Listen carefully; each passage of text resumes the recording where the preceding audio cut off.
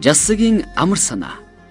Happy Veritas элэгний төв лабораторийн захирал 1977 онд Говь Алтай аймагт төрсэн олон улсын шинжлэх ухааны сэтгүүлд тавьсан нийтлэлүүдээс нойр булчирхай элэгний CB вирус судлал, бүдүүн эзний хавдар судлал, элэгний хавдар, уушгины хавдар, ходоодны хавдар, хеликобактер зэрэг бүтээлүүдийг бичжээ. Мөн олон генийг RNAi аргаар зэрэг дарангуйлах арга нээлтийг хийж нийтдээ 350-аад шинжлэх ухааны нийтлэлд амар санаагийн бүтээлүүдийг ишүүлсэн байдаг. Юуны өмнө одоо Монгол улсынхаа одоо бахархал болсон залуучуудаа ингээ мөр зэрэгцэндээ маш их баяртай байна.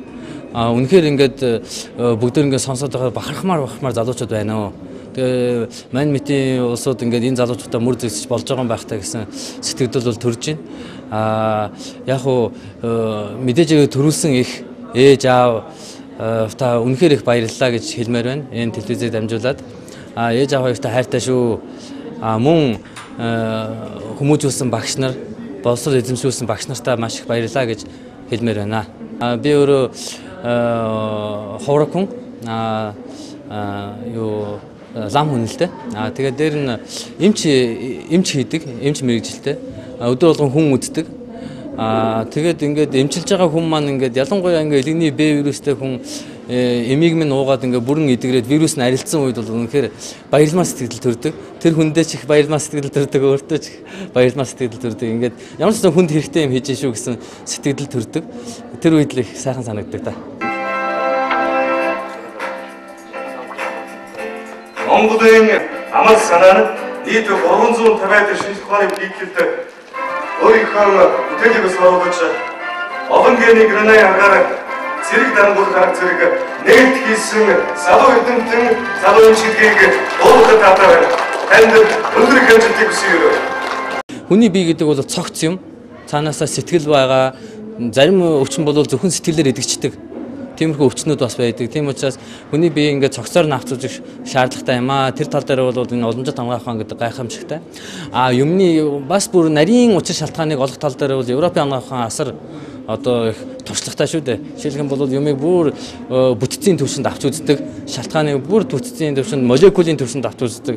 Тэр талаараа бол Европын хамгаалах хаан бас гайхалтай. Ингээд ерөнхийдөө энэ бүхэн гайхалтай юмнуудыг хосолж хүнийг эмчлэх шаардлагатай болов гэж бодож байна л да.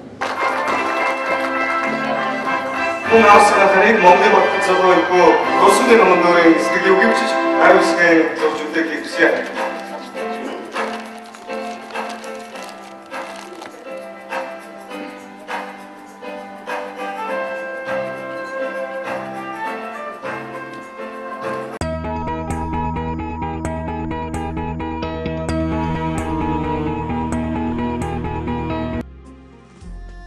Хашбаатрын Цагаан Баатар Монгол улсын хөдөлмөрийн баатар Гавьяа Тамирчин. Угс аймгийн Баруун Түрүүн суманд 1984 онд мэндэлсэн. Авраг биеийн тамирын дээд сургуулийг төгссөн. Үндэсний шигшээ багийн тамирчин. 2003 онд Аз тивийн авраг шалралт тэмцээний алтан медаль, 2004 онд Монгол улсын Гавьяа Тамирчин, Афины олимпийн их наадмын хүрэл медаль, Аз тивийн авраг шалралт тэмцээний хүрэл медаль, 2005 онд Аз тивийн авраг шалралт тэмцээний алтан медаль, оюутны дэлхийн авраг шалралт тэмцээний алтан медаль, 2006 онд Аз тивийн тоглолтын алтан медаль, Зүүн Азийн авраг шалралт тэмцээний алтан медаль, 2007 онд Аз тивийн авраг шалралт тэмцээний мөнгөн медаль, 2008 онд дэлхийн цомын авраг шалгаруулах тэмцээний мөнгөн медаль, дэлхийн цомын авраг шалгаруулах тэмцээний хүрэл медаль, 2009 онд дэлхийн цомын авраг шалгаруулах тэмцээний алт хүрэл медаль, дэлхийн авраг шалгаруулах тэмцээний алтан медаль, жодо бүхэн төрлөөр Монгол улсын түүхэнд анхны дэлхийн авраг болсон.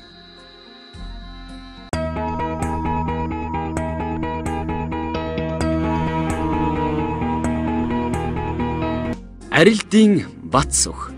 Дэвсэг түвшний жанжин штабын 150 дугаар ангийн салааны захирагчийн орлогч. 1978 онд Завхан аймагт төрсөн.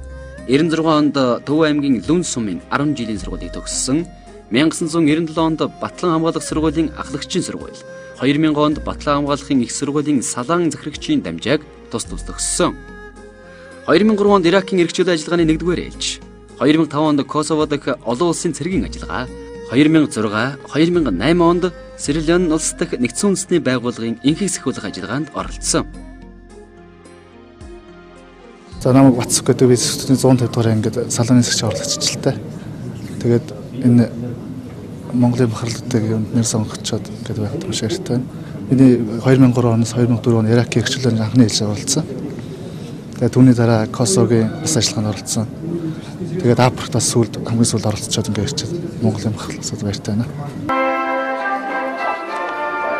Элдийн бацууны Иликийн энх таймны төлөө бүсэд Батламрад салбарт амжилттай ажиллаж байгаа залуу офицер цаашдын горныхон нэг төрийг өндөр тавьж явах ийм Монголын бахархад залуу гэж болох таатар.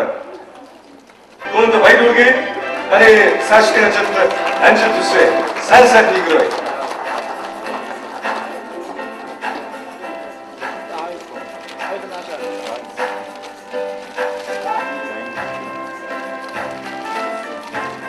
Өндөр дайралтын бацууны гүнтгэлийн эргэн аманд сэтгэл үгээрчиж харамсалтай болж байна гэж бодож байна.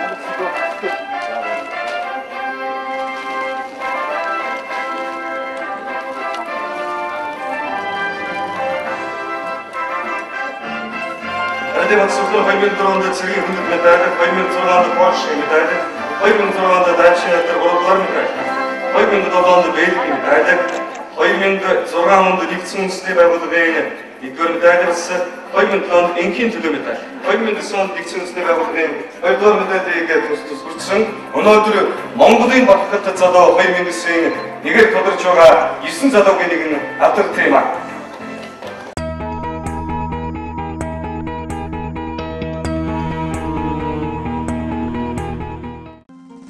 Гомбод оржийн навча Монгол улсын ерөнхийлөгчийн нэрэмжит шилдэг залуу эмч. Дорнод аймгийн Чайвалсан хотод 1975 онд төрсөн хүний хэмч мэрэгжилтэй.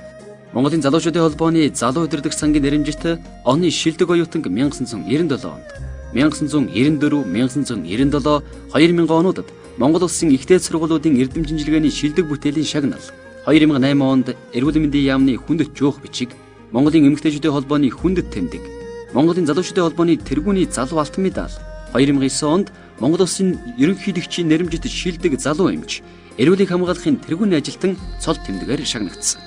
Тэрээр 2001 онд өвчтөн түүний гэр бүл зориулсан зөвлөмж, Умайн хүзүүний өмнө уртл эмгэгүүд ном, 2006 онд хорт авдрын туяа эмчилгээний үед үзүүлэх сувилахын тусламж, хорт авдрын тухай ойлголт урьдчилсан сэргийлэлт ном зохиолууд болоод эрдэм шинжилгээний 10 гаруй ихтгэл өгүүлэлгийг хэвлэжээ.